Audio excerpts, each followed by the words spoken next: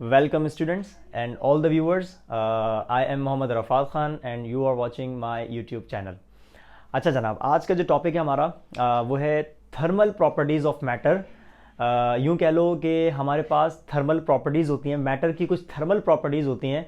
और मैटर की thermal properties का मतलब क्या होता है? ऐसी प्रॉपर्टीज़ जो कि टेम्परेचर के चेंज होने से चेंज हो जाती हों।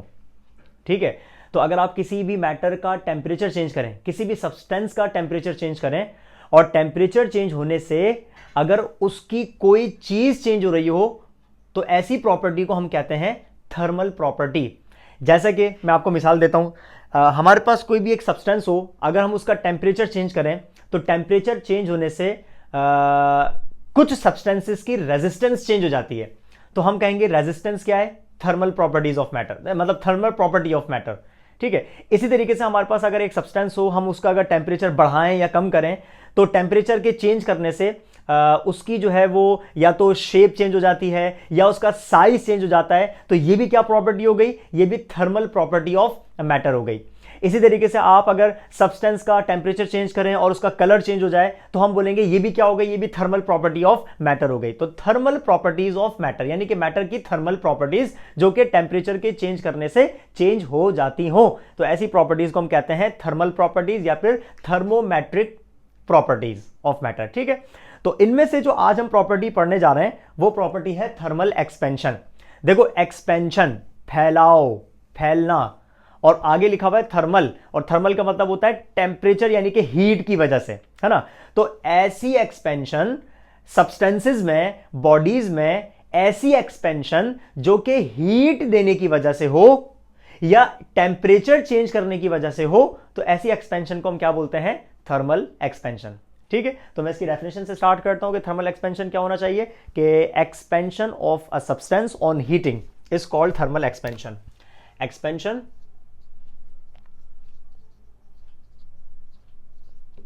of a substance कब? on heating is called thermal expansion। ये आ गई इसकी सिंपल सी और बेसिक सी डेफिनेशन, ये इसका कॉन्सेप्ट है ना। तो अगर आप बॉडी को, किसी भी सब्सटेंस को हीट करें और हीट करने की वजह से अगर उस बॉडी में एक्सपेंशन आ जाए, मतलब वो बॉडी, वो सब्सटेंस एक्सपेंड हो जाए, फैल जाए, तो ऐसी कंडीशन को, ऐसे फिनोमिना को हम क्या बोलते हैं? Thermal expansion. एक्सपेंशन होगी और थर्म की वजह से होगी, हीट अप करने की वजह से होगी, टेम्परेचर चेंज करने की वजह से होगी, तो such an expansion is called thermal expansion. अच्छा चलें, अब हम बात करते हैं इसकी टाइप्स की। There are 3 types of thermal expansion. अच्छा, वो टाइप्स क्या है मैं आपको बता देता हूं। सबसे पहले एक काम ये करते हैं, हम किसी भी सब्सटेंस की डायमेंशंस को नोट करते हैं कि यहाँ पे किसी भी सब्सटेंस की डायमेंशंस कितनी होती है। तो हमें पता है 3 डायमेंशंस होती हैं। या तो बॉडी होती है 1 डायमेंशनल, और 1 डायमेंशनल का मतलब क्या होता है? लेंथ। या तो 2 डायमेंशनल, 2 डायमेंशनल का मतलब क्या होता है? एरिया। या तो 3 डायमेंशनल, और 3 डायमेंशनल का मतलब क्या होता है? वॉल्यूम। तो एक काम ही करते हैं, मैं यहां पर तीनों डायमेंशंस बना के दिखाता हूं आपको। एक मेरे पास एक वायर है, मैंने बना दिया एक वायर। तो मैं कहूंगा कि इस वायर की लेंथ मौजूद है यहां से लेकर यहां तक, इस पॉइंट से लेकर इस पॉइंट तक इस वायर की लेंथ मौजूद है। तो मैं कहूंगा 1D। 1D का मतलब ये 1 डायमेंशनल है, लेंथ हमेशा 1 डायमेंशनल होती है। इसी तरीके से लेट्स सपोज मैंने कोई भी एक ऑब्जेक्ट लिया और उस ऑब्जेक्ट का ये मैंने बना दिया एरिया, ये आ गया इस ऑब्जेक्ट का एरिया। ठीक है, तो आपको पता है जो एरिया होता है वो 2 डायमेंशनल होता है। क्यों? क्योंकि इस ऑब्जेक्ट की जो लेंथ भी होगी, यहां से लेकर यहां तक ये इसकी लेंथ है, और ये आ गई इसकी ब्रेड्थ या इसकी विड्थ। तो जब आप लेंथ और विड्थ को मल्टीप्लाई करते हैं तो आपको किसी भी ऑब्जेक्ट का एरिया मिल जाता है। तो मैं कहूंगा ये क्या हो जाएगा? 2D। 2D मतलब 2 डायमेंशनल, एरिया हमेशा होता है 2 डायमेंशनल। तो यहां पर बात आ रही है एरिया की, और एरिया कब मिलता है? जब आप लेंथ को मल्टीप्लाई कर देते हैं विड्थ के साथ। फिर हमारे पास एक और चीज आती है जिसको हम कहते हैं वॉल्यूम। वॉल्यूम, तो वॉल्यूम के अंदर हम क्या कंडीशन बनाते हैं? हमारे पास लेट्स सपोज एक क्यूब है, एक बॉक्स है, भैया मैंने बना दिया एक बॉक्स। ठीक है, ये आ गया एक बॉक्स। इस बॉक्स की, इस क्यूब की हमारे पास तीनों डायमेंशंस आ रही हैं। एक लेंथ भी आ रही है, इसकी विड्थ भी आ रही है यहां से लेकर यहां तक, और इसकी हाइट भी आ रही है, ये आ गई इसकी हाइट। तो जब आप वॉल्यूम की बात करते हैं तो length times width times height, और वॉल्यूम जो होता है वो होता है 3D यानी कि 3 डायमेंशन। तो भाई ये भी एक सब्सटेंस है, ये भी एक सब्सटेंस है, ये भी एक सब्सटेंस है। आप जो है वो किसी भी ऑब्जेक्ट को हीट करें, आप सब्सटेंस को हीट करें, तो हमारे पास 3 ही पॉसिबिलिटीज होती हैं। या तो उसकी लेंथ बढ़ जाती है, याद रखिएगा, या तो उसकी लेंथ बढ़ जाती है सिर्फ, और लेंथ जब भी बढ़ती है जब ऑब्जेक्ट लेंथ वाइज हो, मतलब उसकी सिर्फ लेंथ, जैसे एक वायर है, पतला सा थिन सा एक वायर है, तो आपको सिर्फ उसकी लेंथ नजर आएगी, मतलब वो लीनियरली नजर आएगा, उसका एरिया, उसकी विड्थ वगैरह इतनी स्मॉल होगी as compare to its length कि आप उसको निग्लिजिबल कर देंगे, निग्लेक्ट कर देंगे।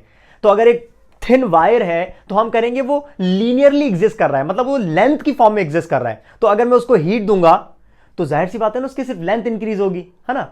तो इसी तरीके से लेट सपोज आपके पास क्या हो, एक पेपर हो, और वो पेपर, अच्छा पेपर वैसे पेपर खुद बज़ाहिर जो है वो पेपर होता है, लेकिन मैं कह देता हूं पेपर की जगह वो एक शीट हो, और वो शीट बनी हुई हो स्टील की या आयरन की, पतली सी थिन सी एक शीट हो, है ना, बिल्कुल पतली सी, इतनी पतली कि आप उसकी कहें कि उसकी थिकनेस है ही नहीं, ना होने के बराबर, तो मैं कहूंगा उसका एरिया होगा, लेंथ और विड्थ होगी, ठीक है। अब आप कहेंगे कि वो एग्जिस्ट कर रहा है एरिया की फॉर्म में, मतलब उसकी 2 डायमेंशन एग्जिस्ट कर रही है, मतलब उसकी थर्ड जो डायमेंशन है, जो उसका थिकनेस है वो ना होने के बराबर, आप उसको निग्लेक्ट कर दें, तो वो एग्जिस्ट कर रही है 2 डायमेंशन पर, यानी कि उसकी लेंथ है और एरिया है, सॉरी लेंथ है और उसकी विड्थ है। इसी तरीके से आप कोई क्यूब ले लें, ये आपने एक क्यूब ले लिया, ठीक है, बॉक्स ले लिया, तो बॉक्स एग्जिस्ट करेगा अपनी तीनों डायमेंशंस के साथ। तो भाई अगर हम किसी भी सब्सटेंस को हीट देते हैं ना, तो याद रखिएगा हीट देने की वजह से 3 पॉसिबिलिटीज होती हैं, या तो ऑब्जेक्ट की सिर्फ लेंथ बढ़ जाए, या तो ऑब्जेक्ट का एरिया बढ़ जाए, या ऑब्जेक्ट का पूरा वॉल्यूम बढ़ जाए। तो हम कहते हैं there are 3 types of thermal expansion. देखो अगर सिर्फ लेंथ बढ़े तो इसको भी हम थर्मल एक्सपेंशन कहते हैं, अगर सिर्फ एरिया बढ़े तो इसको भी हम थर्मल एक्सपेंशन कहते हैं, एरिया खुद ब खुद नहीं, हीट देने पर, हीट, और अगर इसको हीट दें और अगर पूरा वॉल्यूम बढ़ जाए तो इसको हम क्या बोलेंगे, थर्मल एक्सपेंशन। तो ये तीनों की तीनों थर्मल एक्सपेंशंस में आ जाएंगी अगर आप इन तीनों कंडीशंस में हीट प्रोवाइड करें, और हीट प्रोवाइड करने की वजह से लेंथ बढ़ जाए सिर्फ, या एरिया बढ़ जाए सिर्फ, या वॉल्यूम बढ़ जाए। So these 3 are the examples of या कंडीशंस ऑफ या types of thermal expansion. Length बढ़ने वाली, सिर्फ लेंथ अगर बढ़ रही हो हीट देने पर, तो ऐसी एक्सपेंशन को हम कहते हैं लीनियर एक्सपेंशन, लीनियर यानी कि सिर्फ लेंथ बढ़ रही हो। और अगर एरिया बढ़ रहा हो तो हम कहते हैं area dimensional, sorry area expansion, area expansion. और अगर उसकी तीनों डायमेंशंस बढ़ जाएं एक साथ, लेंथ, विड्थ और हाइट, तो हम कहते हैं ऐसी एक्सपेंशन को वॉल्यूम एक्सपेंशन। तो जनाब linear thermal expansion, area thermal expansion and volume thermal expansion, कब, ऑन हीटिंग, ऑन हीटिंग। याद रखिएगा हीटिंग का वर्ड यहां से निकाल नहीं सकते हम, क्योंकि हम एक्सपेंशन पढ़ी कौन सी रहे, थर्मल एक्सपेंशन। तो there are 3 types of thermal expansion, linear thermal expansion, area thermal expansion and volume thermal expansion. समझ आई बात। तो आज के टॉपिक में हम जो पढ़ने जा रहे हैं वो पढ़ने जा रहे हैं सबसे पहली वाली, और वो सबसे पहले वाली कौन सी है, लीनियर थर्मल एक्सपेंशन। उसके बाद नेक्स्ट वाली को डिस्कस करेंगे, ठीक है। तो आज की हमारी सबसे पहली type, and that first type of thermal expansion is number 1, इसको हम कह देते हैं लीनियर थर्मल एक्सपेंशन। इसको मैं रब कर देता हूं यहां से, ठीक है, सबको रब कर देता हूं, ये हमने सब कुछ रब कर दिया है, आगे चलता है। तो अब मैं यहां पर हेडिंग लिख देता हूं पूरा, linear thermal expansion, linear thermal expansion. अच्छा देखो है तो थर्मल एक्सपेंशन, और उसके साथ वर्ड लगा दिया मैंने लीनियर का। लीनियर का मतलब उसकी सिर्फ और सिर्फ लेंथ इंक्रीज होगी। तो मैं यहां पर अगर इसकी डेफिनेशन से स्टार्ट करूं तो डेफिनेशन से लिखना स्टार्ट करते हैं हम लोग कि इसकी डेफिनेशन बननी क्या चाहिए, एक्सपेंशन, ठीक है जनाब। ये आ गई हमारे पास लीनियर थर्मल एक्सपेंशन की डेफिनेशन। क्या लिखा हुआ है, एक्सपेंशन इन लेंथ, यानी कि सब्सटेंस को हीट दें और हीट देने की वजह से अगर उसकी लेंथ बढ़ जाए, लेंथ इंक्रीज हो जाए, तो ऐसी एक्सपेंशन को हम कहते हैं लीनियर एक्सपेंशन। और कब, जब आप उसको हीट दें। तो expansion in length on heating is called linear thermal expansion. या फिर क्या लिखा हुआ है, वन डायमेंशनल एक्सपेंशन। ऑब्वियसली बात है, लेंथ क्या है अभी बताया मैंने आपको, वन डायमेंशन होती है। एरिया बढ़ेगा तो 2 डायमेंशनल एक्सपेंशन, वॉल्यूम बढ़ेगा तो 3 डायमेंशनल एक्सपेंशन। तो फिलहाल अगर आप लीनियर थर्मल एक्सपेंशन की बात कर रहे हैं तो इसका मतलब क्या हो जाएगा, 1 dimensional expansion is called linear thermal expansion. अच्छा स्टूडेंट्स पूछते हैं सर इसका रीजन क्या होता है, रीजन भी बता दें कि जो हम हीट दे रहे होते हैं तो हीट देने की वजह से ऐसा क्या होता है कि वो कोई भी बॉडी है, वो जो सब्सटेंस है वो एक्सपेंड होना स्टार्ट हो जाती है। क्यों होता है ऐसा? तो आपको एक बात बताऊं मैं आपको, देखें देखो जब हम सब्सटेंस की बात करते हैं, लेट्स सपोज सॉलिड्स की अगर हम बात करें तो कोई भी 2 एटम्स या मॉलिक्यूल्स आपस में क्लोजली पैक्ड होते हैं, टाइटली पैक्ड होते हैं, और वो उसके अंदर वाइब्रेट कर रहे होते हैं, है ना। अच्छा वाइब्रेट कर रहे हैं इसका मतलब उनके पास थर्मल एनर्जी मौजूद है, ठीक है। आपने क्या किया, उनको हीट दिया, मतलब हीट प्रोवाइड करी सब्सटेंस को। तो हीट प्रोवाइड करने की वजह से क्या होता है कि बेसिकली वो जो एटम्स होते हैं, मॉलिक्यूल्स होते हैं, वो हीट यानी कि एनर्जी को गेन करते हैं, और एनर्जी को गेन करने के बाद अब उनके पास क्योंकि थर्मल एनर्जी बढ़ जाती है, बढ़ने के बाद क्या होता है, वो अब पहले अगर इतने एरिया में वाइब्रेट कर रहे थे, यानी कि उनका वाइब्रेशनल एम्पलीट्यूड इतना था, तो अब क्या पता इतनी तेज तेज वाइब्रेट करें, मतलब उनका वाइब्रेशनल एम्पलीट्यूड बढ़ जाएगा। तो क्या होता है कि हीट प्रोवाइड करने से, थर्मल एनर्जी देने से, टेम्परेचर को बढ़ाने से जो एटम्स के बीच में जो एवरेज डिस्टेंस होता है ना, वो बढ़ जाता है, क्योंकि वो थर्मल एनर्जी अब उनके पास ज्यादा आ गई अब वो ज्यादा एम्पलीट्यूड के साथ वाइब्रेट कर रहे होंगे। तो जनाब जो एवरेज डिस्टेंस होता है मॉलिक्यूल्स के बीच में, उसके बढ़ने से, मतलब अगर दो मॉलिक्यूल्स हैं तो उनका डिस्टेंस बढ़ जाएगा, फिर और बाकियों का डिस्टेंस बढ़ जाएगा, और कभी बढ़ जाएगा, तो इस तरीके से होल देखा जाए तो वो जो ऑब्जेक्ट होता है वो एक्सपेंड हो जाता है। समझ आई बात? तो average distance between the molecules के बढ़ने से बेसिकली जो सब्सटेंस होता है वो एक्सपेंड हो जाता है। अब वो एक्सपेंशन जो है वो लेंथ में भी हो सकती है, वही एक्सपेंशन जो है वो हमारे पास एरिया में भी हो सकती है, और वही एक्सपेंशन हमारे पास वॉल्यूम में भी हो सकती है। यहां तक बात क्लियर है? खैर आगे चलते हैं। अच्छा, लीनियर थर्मल एक्सपेंशन की हमें करनी है डेरिवेशन। तो डेरिवेशन करने के लिए काम ये करते हैं कि हम यहां पर करते हैं डेरिवेशन इसकी, और सबसे पहले हम बनाते हैं यहां पर एक डायग्राम। डायग्राम को समझना बड़ी इंपॉर्टेंट होती है डायग्राम। देखो भाई, मेरे पास एक ऑब्जेक्ट है और उस ऑब्जेक्ट की लेंथ मौजूद है। ये लेट्स सपोज हमारे पास एक ऑब्जेक्ट है, कोई भी एक बार है, ये स्टील का भी एक बार हो सकता है या आयरन का एक बार हो सकता है, ये कोई भी एक बार है, एक लेंथ की फॉर्म में हमारे पास एक ऑब्जेक्ट मौजूद है, और इस ऑब्जेक्ट की आपको लेंथ गिवन है एल, यहां से लेकर यहां तक, ये क्या है, इसकी लेंथ मौजूद है। अभी ये इसकी वो लेंथ है जो कोई हीट वेट की वजह से नहीं, इसको हम कहते हैं ओरिजिनल लेंथ, इसको एल नॉट कर देते हैं, एल नॉट। ठीक है, एल नॉट। एल नॉट का मतलब क्या, इनिशियल लेंथ कह लो या ओरिजिनल लेंथ कह लो, हीट देने से पहले वाली लेंथ। अच्छा, अब हम क्या करते हैं, इस ऑब्जेक्ट को हीट देना स्टार्ट करते हैं, यानी कि हीट अप करते हैं, यानी कि इसका टेम्परेचर बढ़ेगा, और जब टेम्परेचर बढ़ेगा तो ऑब्वियस सी बात है हम क्या पढ़ रहे हैं, लीनियर एक्सपेंशन। इसका मतलब इसकी लेंथ क्या होगी, एक्सपेंड होगी, लेंथ बढ़ जाएगी, इंक्रीज हो जाएगी। तो भाई इस एक्सपेंशन वाली लेंथ को मैं यहां पर डॉटेड पार्ट से बना देता हूं, ये देखें, ये रही, ये मैंने यहां पर डॉटेड से बना दी इस एक्सपेंडेड लेंथ को।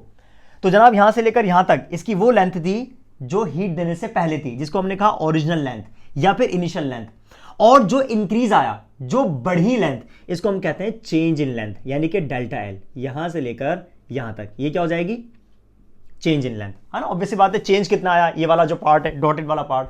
फिर हमारे पास एक लेंथ और हो जाएगी, इसको हम कहते हैं टोटल फाइनल, यानी कि फाइनल लेंथ, यानी कि एल नॉट और प्लस डेल्टा एल, तो इसको हम कह देते हैं फाइनल लेंथ, यहां से लेकर यहां तक, ये आ जाती है इसकी फाइनल लेंथ। तो कभी कभी नोट्स में लिखा होता है इनिशियल लेंथ को L1 से, और फाइनल को लिखा होता है L2 से।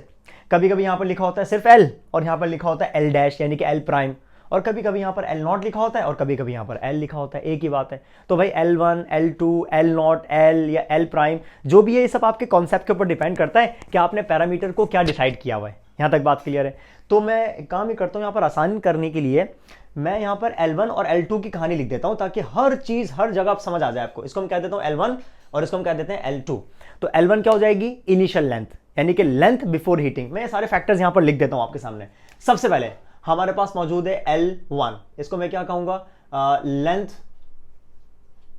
बिफोर हीटिंग, बिफोर हीटिंग, ठीक है। या फिर इसका एक नाम और होता है इनिशियल लेंथ या ओरिजिनल लेंथ, या फिर लिख देता हूं यहां पर ओरिजिनल लेंथ,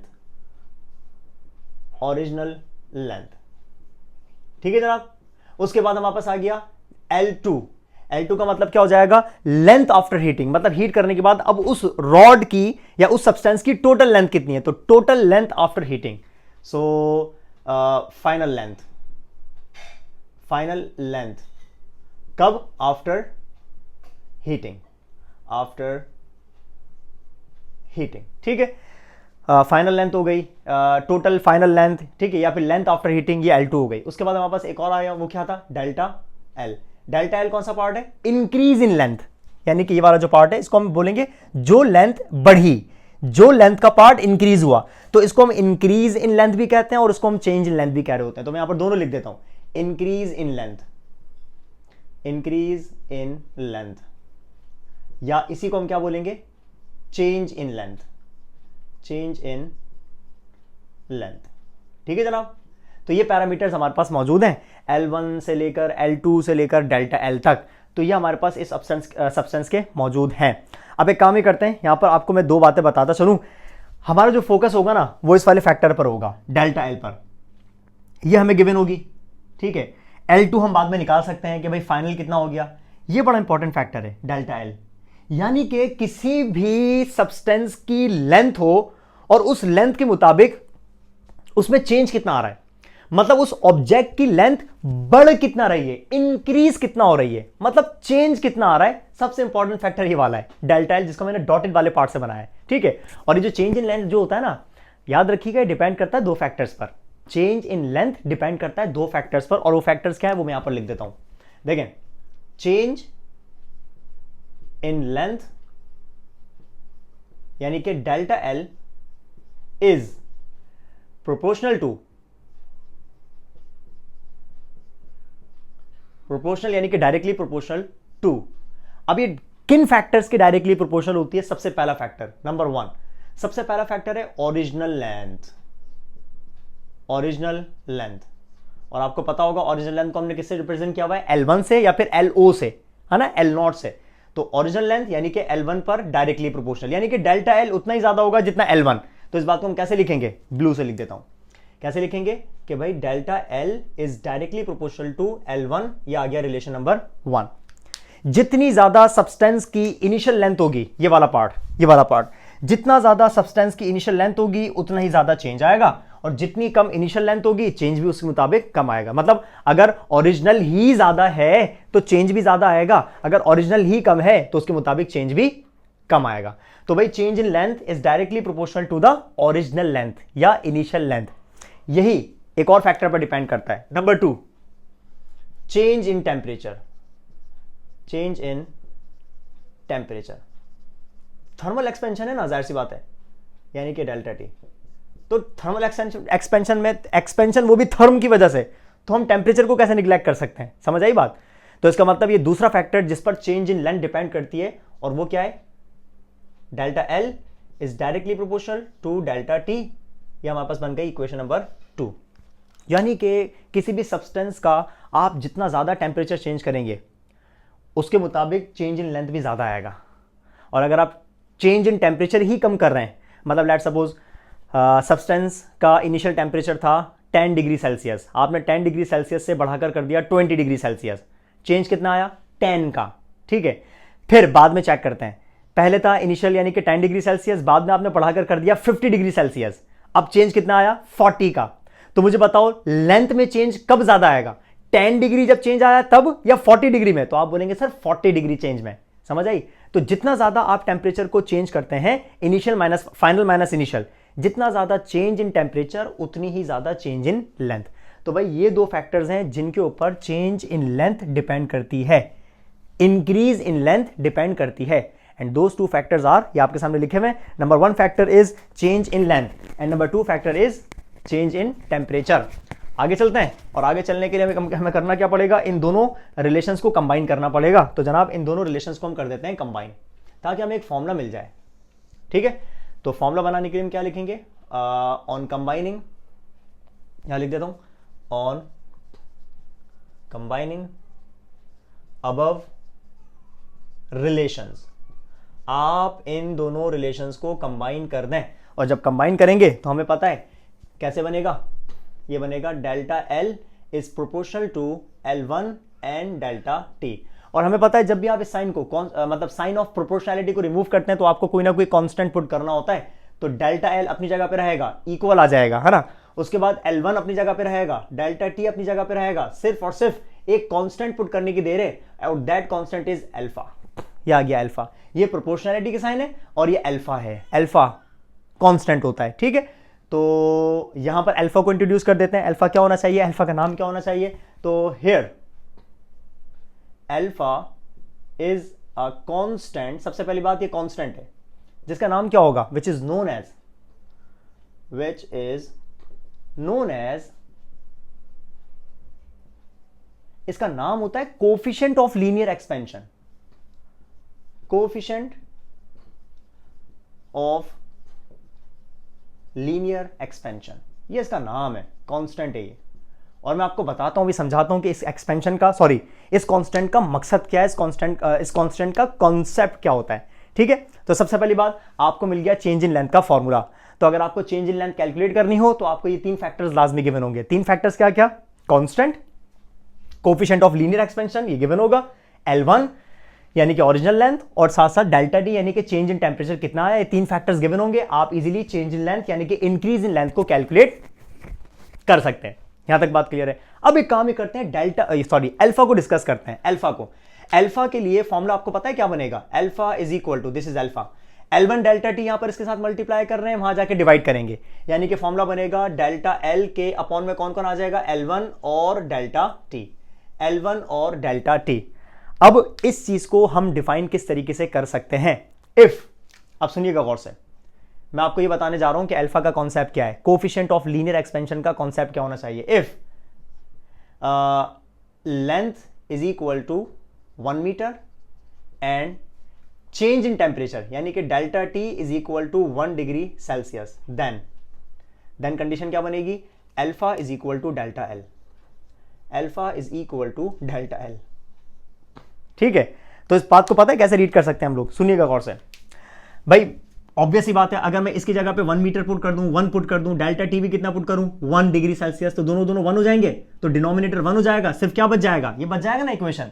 तो ये कब हो रहा है? अल्फा डेल्टा एल के बराबर कब आ रहा है? जब ओरिजिनल लेंथ भी 1 मीटर हो और चेंज इन टेम्परेचर भी सिर्फ 1 डिग्री आए, 1 डिग्री सेल्सियस। अब सुने, कोफिशिएंट ऑफ लीनियर एक्सपेंशन क्या होता है? Change in length, change in length per unit original length per unit rise in temperature. इसका कॉन्सेप्ट जो है हम और आसान करके समझते हैं। लेट सपोज हमारे पास अल्फा की value 1.6 into 10⁻⁻5 degree Celsius inverse, ये होती है कॉपर के लिए।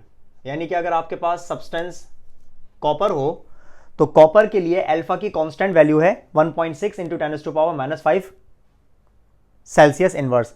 इस बात का मतलब पता है क्या है? इस बात का मतलब यह है कि अगर मेरे पास, और से सुनना, अगर मेरे पास कॉपर की लेंथ 1 मीटर हो, मतलब 1 मीटर लेंथ का कॉपर हो, ठीक है, और अगर उस कॉपर का, उस 1 मीटर यूनिट लेंथ कॉपर का टेम्परेचर में यूनिट डिग्री बढ़ा दूं, यानी कि सिर्फ 1 डिग्री सेल्सियस बढ़ा दूं, तो याद रखिएगा उसके अंदर जो चेंज इन लेंथ आएगा ना, वो इतना आएगा, चेंज इन लेंथ इतना आएगा, 1.6 इंटू 10⁻⁻5। यानी कि अगर कॉपर मेरे पास 1 मीटर का हो, 1 मीटर कॉपर, और उसका टेम्परेचर 1 डिग्री सेल्सियस बढ़ा दूं, तो देखो यहां पर भी 1 पुट कर दो, यहां पर भी 1 पुट कर दो, तो ये दोनों 1 हो जाएंगे। तो अल्फा किसके बराबर? Change in length. तो इसका मतलब कॉपर का चेंज इन लेंथ इतना होगा, यानी कि कॉपर की लेंथ इतनी बढ़ जाएगी अगर कॉपर आपके पास 1 मीटर लेंथ का हो और उसका टेम्परेचर आप सिर्फ 1 डिग्री सेल्सियस बढ़ा दें। यह है कोफिशिएंट ऑफ लीनियर एक्सपेंशन। एक और मिसाल दे देता हूं। लेट्स सपोज हमारे पास अल्फा की वैल्यू, एक और मिसाल ले लेते हैं।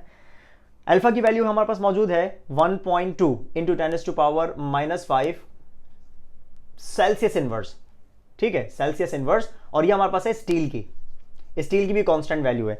इसका मतलब क्या हो जाएगा? अगर मेरे पास अगेन यूनिट लेंथ का स्टील हो, मतलब एक स्टील जिसकी लेंथ 1 मीटर हो, और उस 1 मीटर स्टील का टेम्परेचर अगर मैं 1 डिग्री सेल्सियस बढ़ा दूं, तो इसका मतलब उस स्टील की लेंथ में चेंज कितना आएगा? उस स्टील की लेंथ में चेंज कितना आएगा? एग्जैक्टली इतना आएगा, 1.2 इंटू 10⁻⁻5। तो इसका मतलब ये जो सेल्सियस इनवर्स ये जो यूनिट है, ये किसका यूनिट है? ये यूनिट बन रहा है अल्फा का। तो अल्फा का जो SI यूनिट होता है वो या तो होता है सेल्सियस इनवर्स या वो होता है केल्विन इनवर्स। कैसे बन रहा है ये देखो, लेंथ का यूनिट मीटर, इसका यूनिट मीटर, मीटर से मीटर कैंसिल, क्या बच गया? सिर्फ टेम्परेचर। अब या तो अगर इधर सेल्सियस पुट करोगे तो सेल्सियस इनवर्स हो जाएगा लाइक दिस, या अगर यहां पर केल्विन पुट करोगे तो क्या हो जाएगा? Kelvin inverse. तो जनाब कोफिशिएंट ऑफ लीनियर एक्सपेंशन क्या है? ये चेंज इन लेंथ है। कोफिशिएंट ऑफ लीनियर एक्सपेंशन क्या है? ये चेंज इन लेंथ है। कब? पर unit original length per unit rise in temperature, यानी कि 1 मीटर लेंथ 1 डिग्री सेल्सियस बढ़ना, इन दोनों कंडीशंस में कितना चेंज आता है, इसको हम कहते हैं coefficient of linear thermal expansion. यह है कहानी अल्फा की। उम्मीद करता हूं आपको अल्फा की कंडीशन समझ आ गई होगी। तो मैं काम ही करता हूं, यहां पर अल्फा की जो है डेफिनेशन यहां पर लिख देता हूं, आप इसको नोट डाउन कर लीजिएगा। अल्फा की डेफिनेशन क्या बनेगी? Change in length per unit original length. हाँ भाई, अल्फा की डेफिनेशन क्या बनेगी, यहां पर लिख देता हूं, चेंज इन लेंथ। ऐसा है ना, ये देखो अल्फा है क्या, चेंज इन लेंथ। देखो यहीं से स्टार्ट किया चेंज इन लेंथ, लेकिन कब, ये सिर्फ अल्फा चेंज इन लेंथ के बराबर कब आ रहा है, जब इसकी वैल्यू भी यूनिट है और इसकी वैल्यू भी यूनिट है, यानी कि यूनिट मीटर लेंथ और यूनिट राइज इन टेम्परेचर। तो क्या लिखेंगे, change in length per unit और लेंथ कौन सी, original, per unit original length, per unit original length per unit rise in temperature, rise in temperature.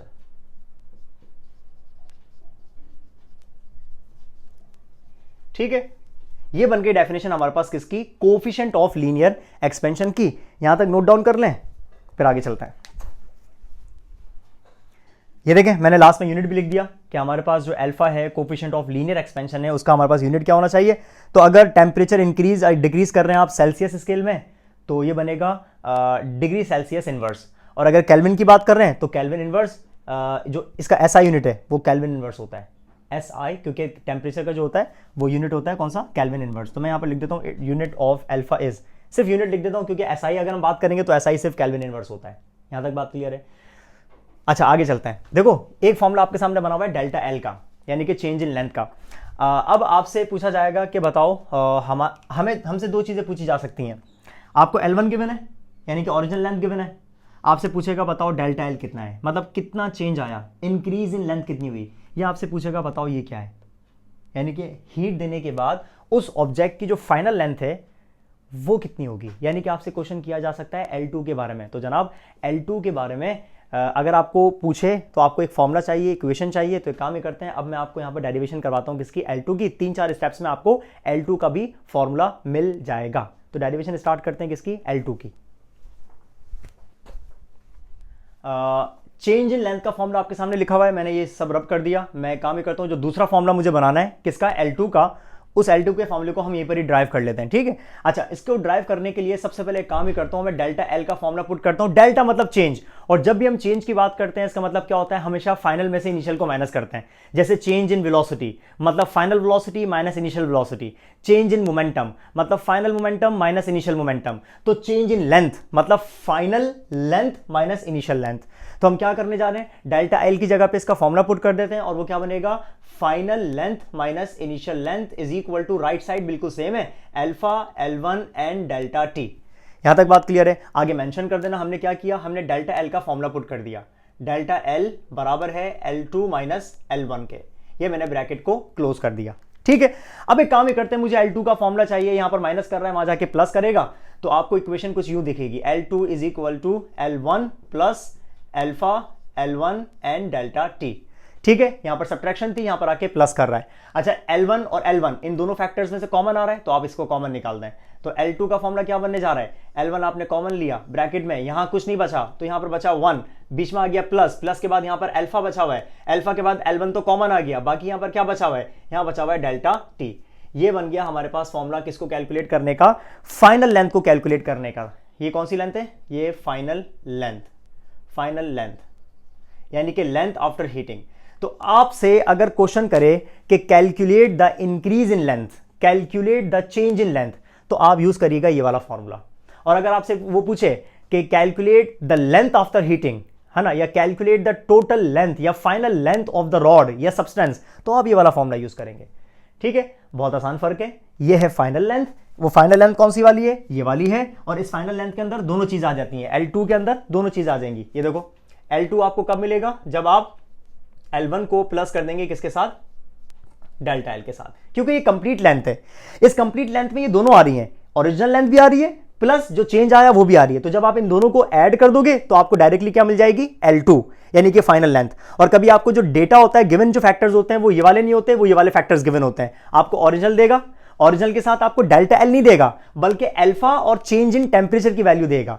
तो डिपेंड करता है कि क्वेश्चन गिवन क्या है, डेटा क्या गिवन है, तो उसके मुताबिक आप फॉर्मूला सिलेक्ट कर सकते हैं। तो for final length and to calculate the change in length, तो हमारे पास ये दो फॉर्मूला बड़े काम के होते हैं, एक ये वाला फॉर्मूला और ये वाला फॉर्मूला। बाकी अल्फा का फॉर्मूला था वो मैं आपको बता चुका हूं कि अल्फा का कॉन्सेप्ट क्या है, कॉन्सेप्चुअली याद रखिएगा, वरना डेफिनेशन तो हर जगह हर बुक में हर नोट्स में आपको मिल जाएगी, कॉन्सेप्ट जरूरी होता है। तो आपको अल्फा क्या बताता है कि अल्फा चेंज इन लेंथ होता है ना। और कौन सी चेंज इन लेंथ, कि अगर ओरिजिनल लेंथ 1 मीटर हो और मतलब जो टेम्परेचर में चेंज आए वो 1 डिग्री सेल्सियस आए, तो याद रखिएगा उस चेंज इन लेंथ को हम कहते हैं coefficient of linear thermal expansion. यहां तक बात क्लियर है। इसके बाद जो है हम लोग डिस्कस करेंगे इसका जो है वो सेकंड एक्सपेंशन, और जो सेकंड एक्सपेंशन है हमारे पास जो हमारे कोर्स में इंक्लूड है, and that will be volume thermal expansion.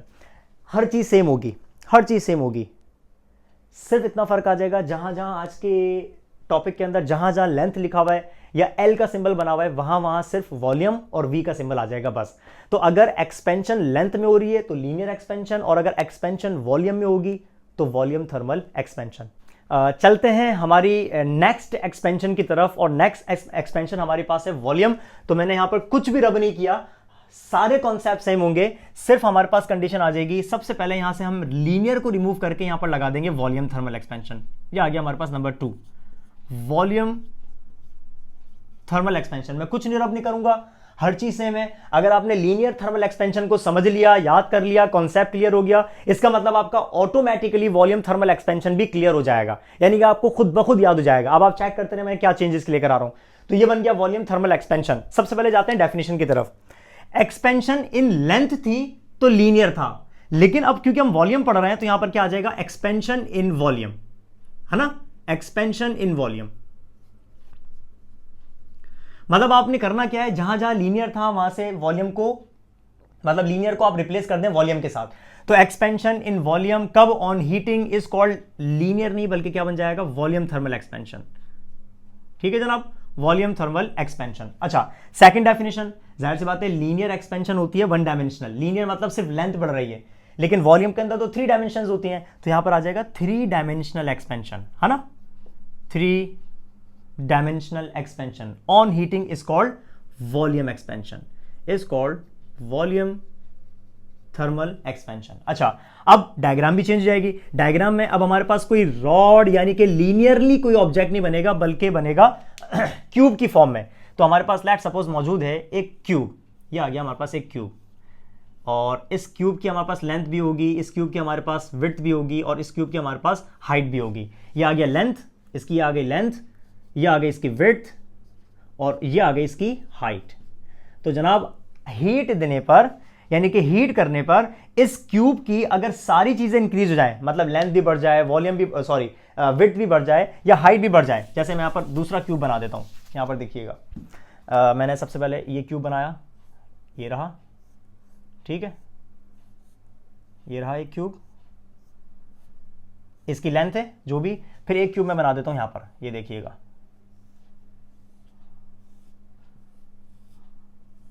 अब आप नोट करें इन दोनों क्यूब्स में आपको फर्क नजर आ रहा है। इन दोनों क्यूब्स में इसका वॉल्यूम कम है और इसका वॉल्यूम ज्यादा हो गया। मतलब इसको मैं लिखूंगा कि यहां पर इसकी लेंथ थी L, तो यहां पर इसकी लेंथ हो जाएगी L प्लस डेल्टा L। ये इसकी लेंथ हो जाएगी L प्लस डेल्टा L। ये इसकी विड्थ थी यहां पर, ये वाली, ये इसकी विड्थ है ना, ये इसकी विड्थ है W। तो मैं कहूंगा इसकी विड्थ हो जाएगी W प्लस डेल्टा W, क्योंकि विड्थ में इंक्रीज आ गया। और इसकी हाइट थी H, सिर्फ H, यहां से लेकर यहां तक। तो मैं कहूंगा इसकी हाइट क्या हो जाएगी, H प्लस डेल्टा H, यहां से लेकर यहां तक। तो जनाब अगर लेंथ, विड्थ और हाइट हर चीज इंक्रीज हो जाए तो हम ये कहते हैं कि ऑब्जेक्ट का वॉल्यूम यानी कि सब्सटेंस का वॉल्यूम बढ़ जाता है। तो अब ऐसी एक्सपेंशन को हम क्या कह देते हैं, वॉल्यूम थर्मल एक्सपेंशन। यहां पर हमारे पास मौजूद है सिर्फ V, यानी कि इस ऑब्जेक्ट का हमारे पास मौजूद है सिर्फ V, जबकि इसका बन जाएगा V plus delta V, V plus delta V, original plus change मिलाकर बढ़ गया वॉल्यूम। आगे चलते हैं। अच्छा, यहां पर इनिशियल लेंथ थी पहले से, फाइनल लेंथ थी और चेंज इन लेंथ थी। तो हम यहां पर चेंज कर देंगे, L1 की जगह पे आ जाएगा V1 इनिशियल वॉल्यूम, L2 की जगह पे आ जाएगा V2 फाइनल वॉल्यूम, और डेल्टा L की जगह पे आ जाएगा डेल्टा V यानी कि चेंज इन वॉल्यूम। तो जनाब जहां जहां लेंथ है वहां पर हम रिप्लेस कर देंगे इसको किससे, वॉल्यूम से। ये आ जाएगा volume before heating, it is called V1। या ओरिजिनल वॉल्यूम। देखो कितना आसान हो गया टॉपिक। सिर्फ मैं रिप्लेस कर रहा हूं, लीनियर को यानी कि लेंथ को वॉल्यूम के साथ। अच्छा, फाइनल लेंथ को हटा दो, यहां पर आ जाएगा वॉल्यूम। ठीक है। अच्छा, इंक्रीज इन लेंथ नहीं बल्कि increase in volume. Again length नहीं बल्कि वॉल्यूम। तो डेल्टा वी को हम क्या बोलेंगे इस बार? Increase in volume. या डेल्टा वी को हम क्या बोलेंगे? Change in volume. यहां तक बात क्लियर है? आगे चलते हैं। जिस तरीके से डेल्टा एल यानी कि चेंज इन लेंथ डिपेंड कर रहा था दो फैक्टर्स पर, इसी तरीके से exactly same change in volume भी डिपेंड करेगा, यानी कि delta we change in volume भी डिपेंड करेगा उन्हीं दो फैक्टर्स पर जो लेंथ वाले फैक्टर्स थे, चेंज इन वॉल्यूम। ठीक है। तो सबसे पहला फैक्टर जो था, डेल्टा एल को रिमूव कर देता हूं, डेल्टा एल की जगह पे आ जाएगा डेल्टा वी। ठीक है। और डेल्टा एल की जगह पे क्या आ जाएगा? Again delta we. तो जनाब चेंज इन वॉल्यूम और मतलब जो है वो डिपेंड करता है दो फैक्टर्स पर। सबसे पहले ओरिजिनल वॉल्यूम पर। अगर ओरिजिनल वॉल्यूम ही ज्यादा होगा तो उसमें चेंज भी ज्यादा आएगा, अगर ओरिजिनल वॉल्यूम ही कम होगा तो उसमें चेंज भी कम आएगा। बिल्कुल वैसे ही जैसे चेंज इन लेंथ था। तो हम यहां पर क्या लिखेंगे? ओरिजिनल लेंथ यानी कि change in volume is proportional to, सबसे पहले ओरिजिनल वॉल्यूम पर, ओरिजिनल वॉल्यूम यानी कि V1। ये आ गया V1। तो L1 को आप रिप्लेस कर देंगे किसके साथ? V1 के साथ, और डेल्टा टी सेम रहेगा। ठीक है। तो चेंज इन वॉल्यूम डिपेंड कर रहा है ओरिजिनल वॉल्यूम पर। ओरिजिनल वॉल्यूम ज्यादा तो चेंज भी ज्यादा, ओरिजिनल कम तो चेंज भी कम। यही चेंज इन वॉल्यूम डिपेंड कर रहा है चेंज इन टेम्परेचर। ये चेंज इन टेम्परेचर वाला फैक्टर दोनों में कॉमन है, यानी कि लीनियर एक्सपेंशन और वॉल्यूम एक्सपेंशन दोनों में कॉमन है। अब चलते हैं आगे। हाँ भाई, जहां जहां डेल्टा एल है वहां वहां आ जाएगा डेल्टा वी, डेल्टा एल की जगह पे डेल्टा वी। अच्छा, एक चीज और, यहां पर जो आपने कांस्टेंट पुट किया था इससे पहले लीनियर एक्सपेंशन में, वो था अल्फा, और इस बार वॉल्यूम एक्सपेंशन में जो हम कांस्टेंट पुट करेंगे दैट विल बी बीटा। ये आ गया बीटा। अल्फा का नाम क्या लिखा था हम लोगों ने? Coefficient of linear expansion. और इसका नाम क्या रखना चाहिए? में बीटा का नाम है तो कोफिशिएंट, है तो कांस्टेंट ये भी, लेकिन इसका नाम क्या रखेंगे हम? Coefficient of volume expansion. वो था कोफिशिएंट ऑफ लीनियर एक्सपेंशन, कौन? अल्फा। और यहां पर ये क्या हो जाएगा? Coefficient of volume expansion. तो यहां पर भी लिख देता हूं, बीटा का नाम क्या होना चाहिए? Coefficient of volume expansion. ठीक है। यह आ गया बीटा का नाम। और बीटा का यूनिट एग्जैक्टली सेम होता है, बीटा का यूनिट एग्जैक्टली सेम होता है। क्या? या तो डिग्री सेल्सियस इनवर्स, या फिर और केल्विन इनवर्स। ये इसका यूनिट एग्जैक्टली सेम है जैसे अल्फा का यूनिट था। वो बना के दिखा देता हूं मैं आपको। खैर, फिलहाल अपनी डेरिवेशन को कंटिन्यू करते हैं। अच्छा, चेंज इन वॉल्यूम किसके बराबर होगा? Final volume minus initial volume, V2 minus V1। Alpha नहीं आएगा, अल्फा लीनियर एक्सपेंशन में था, इसकी जगह आ जाएगा बीटा। L1 नहीं होगा बल्कि इसकी जगह पे होगा V1। अच्छा, इस बार यहां पर फॉर्मूला जो बनेगा वो डेल्टा एल का नहीं बनेगा बल्कि डेल्टा वी का बनेगा। सो डेल्टा वी, ये बनेगा delta V is equal to final minus initial. आगे चलते हैं, नेक्स्ट स्टेप। अगेन L2 नहीं बल्कि यहां बन जाएगा V2, L1 नहीं बल्कि यहां पर बन जाएगा V1, अल्फा नहीं, अल्फा की जगह पे आ जाएगा बीटा, L1 नहीं बल्कि इसकी जगह पे आ जाएगा V1।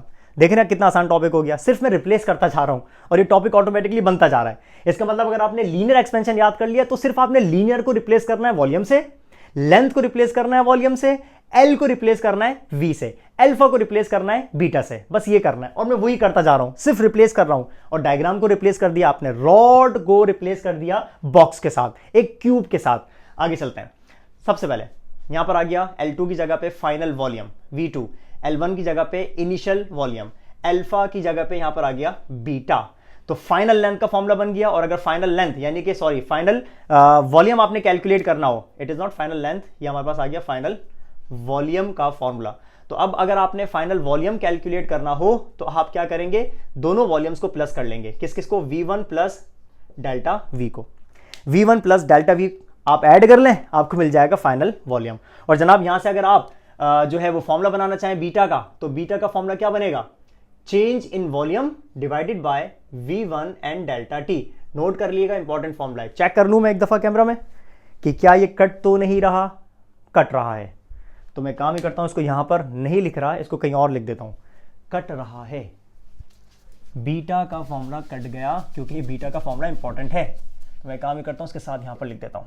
देखें भाई, ये तो बन गया हमारे पास किसका फॉर्मूला, चेंज इन वॉल्यूम का, ठीक है। अब अगर यहीं से मैं बीटा का फॉर्मूला बनाना चाहूं तो बीटा का फॉर्मूला क्या बनेगा, डेल्टा वी डिवाइडेड बाय, ये देखो V1 और डेल्टा टी मल्टीप्लाई कर रहे हैं, वहां जाके डिवाइड करेंगे, सो V1 एंड डेल्टा टी, ये बन गया बीटा का फॉर्मूला। यानी कि बीटा का नाम क्या लिखा हुआ है, कोफिशिएंट ऑफ वॉल्यूम एक्सपेंशन। और बीटा का देखो यूनिट क्या बनेगा, या तो डिग्री सेल्सियस इनवर्स या केल्विन इनवर्स। कैसे बनेगा, वॉल्यूम के यूनिट से वॉल्यूम का यूनिट कैंसिल और सिर्फ क्या बचेगा, टेम्परेचर का यूनिट, या तो डिग्री सेल्सियस तो ऊपर जाके इनवर्स हो जाएगा, या केल्विन ऊपर जाके इनवर्स हो जाएगा, तो आपको ये यूनिट्स मिल जाएंगे। तो इसका मतलब अल्फा और बीटा दोनों के यूनिट सेम है, फर्क एक है कि एक है कोफिशिएंट ऑफ लीनियर एक्सपेंशन, कौन सा वाला, अल्फा, और एक है कोफिशिएंट ऑफ वॉल्यूम एक्सपेंशन यानी कि कौन सा, बीटा वाला। यहां तक बात क्लियर है, इसको नोट कर लें जल्दी से। जिस तरीके से हमने अल्फा को डिफाइन किया था डिटेल में लिखूंगा नहीं, मैं सिर्फ बता दूंगा, आपने सिर्फ उसी को कॉपी करके जो डेफिनेशन मैंने आपको अल्फा की बताई थी वो सिर्फ वॉल्यूम के लिए लिख दिएगा, वो डेफिनेशन बन जाएगी बीटा की, कोफिशिएंट ऑफ वॉल्यूम एक्सपेंशन की। क्या बोलेंगे हम, देखो बीटा को किस तरीके से डिफाइन करोगे, चेंज इन वॉल्यूम, ऊपर चेंज इन वॉल्यूम आ रहा है, ठीक है, beta is the change in volume per unit original volume per unit rise in temperature. समझ आई बात, यानी कि अगर आपके पास 1 मीटर क्यूब वॉल्यूम हो, मीटर क्यूब 1 क्यूबिक मीटर यानी कि unit volume, 1 cubic metre volume हो, और उस 1 क्यूबिक मीटर का टेम्परेचर 1 डिग्री सेल्सियस आप बढ़ाएं, तो जो चेंज इन वॉल्यूम होगा वो किसके बराबर हो जाएगा, बीटा के बराबर। यानी कि बीटा बराबर हो जाएगा चेंज इन वॉल्यूम के, अगर वॉल्यूम 1 क्यूबिक मीटर हो यानी कि यूनिट वॉल्यूम हो, और उसी यूनिट वॉल्यूम का आप टेम्परेचर 1 डिग्री सेल्सियस बढ़ा दें। बिल्कुल वही कॉन्सेप्ट है जो मैंने आपको कोफिशिएंट ऑफ लीनियर एक्सपेंशन का थोड़ी देर पहले समझाया है, डिटेल में समझाया है, वैल्यूज के साथ समझाया है, तो आप वहीं से इसको नोट कर सकते हैं। जो वहां पर मैंने आपको डेफिनेशन लिखाई थी वही डेफिनेशन आप इसके लिए यहां पर नोट कर लिएगा, लिख लिएगा। तो जनाब ये था आज का हमारा टॉपिक थर्मल एक्सपेंशन, जिसमें हम लोगों ने 2 इसकी टाइप्स पढ़ ली। एक हमारे पास होती है वो एरिया एक्सपेंशन, वो हमारे सिलेबस में इंक्लूड नहीं है। एरिया एक्सपेंशन में क्या होता है, जाहिर सी बात है वहां पर जिस तरीके से मैं यहां पर लेंथ को रिप्लेस किया वॉल्यूम के साथ, आप जो है वो लेंथ को रिप्लेस कर दिएगा एरिया के साथ। जहां जहां लेंथ है वहां वहां एरिया आ जाएगा, और जहां जहां एल लिखा हुआ है वहां वहां ए आ जाएगा। बाकी सारी कंडीशन सेम रहेंगी। जिस तरीके से मैंने वॉल्यूम के लिए रिप्लेस किया उस तरीके से आप एरिया के लिए रिप्लेस कर सकते हैं, वो बन जाएगी आपकी एरिया एक्सपेंशन। और एक फर्क आ जाएगा, यहां पर जो कांस्टेंट आपने बीटा यूज किया इसकी जगह आ जाएगा गामा, ठीक है। तो alpha for linear expansion, beta for volume expansion and gamma for area expansion. Units तीनों के सेम रहेंगे, भले वो अल्फा हो, भले वो बीटा हो, भले वो गामा हो, यूनिट्स तीनों के सेम है। और वो क्या है, या तो डिग्री सेल्सियस इनवर्स या फिर केल्विन इनवर्स। इनमें से SI कौन सा है, इनमें से SI है केल्विन इनवर्स। तो जनाब उम्मीद करता हूं कि आपके थर्मल एक्सपेंशन से रिलेटेड यानी कि लीनियर थर्मल एक्सपेंशन और वॉल्यूम थर्मल एक्सपेंशन से रिलेटेड कॉन्सेप्ट्स क्लियर हो गए होंगे, आपको समझ आ गया होगा कि हाँ भाई इनके कॉन्सेप्ट्स क्या होते हैं, आप इनकी डेरिवेशन कैसे करते हैं, लीनियर की, वॉल्यूम की, फिर इनके कॉन्स्टेंट। सबसे इंपॉर्टेंट कॉन्सेप्ट वो जो था, सॉरी, कॉन्स्टेंट, कोफिशिएंट वाला। इस कोफिशिएंट का कॉन्सेप्ट अक्सर स्टूडेंट्स को नहीं पता होता, बस वो डेफिनेशन रट लेते हैं, पता नहीं होता। तो वो मैंने आपको डिटेल में बताया कि कोफिशिएंट ऑफ लीनियर एक्सपेंशन को हम फील किस तरीके से करेंगे, मतलब उसको हम बता कैसे सकते हैं, दिमाग से, दिल से बता कैसे सकते हैं, मैथमेटिकली नहीं। बताने का तरीका मैंने आपको समझाया कि how to define, how to explain the coefficient of linear expansion या कोफिशिएंट ऑफ वॉल्यूम एक्सपेंशन। तो जनाब यहां तक बात क्लियर है, उम्मीद करता हूं कि आपको ये टॉपिक क्लियर हो गया होगा। नेक्स्ट टॉपिक में मिलते हैं, अपना ख्याल रखिएगा, अपने चैनल का भी ख्याल रखिएगा। और मैं समझता हूं कि आप समझ गए होंगे चैनल का ख्याल रखने का मतलब क्या होना चाहिए। खैर मिलते हैं नेक्स्ट वीडियो में, थैंक यू।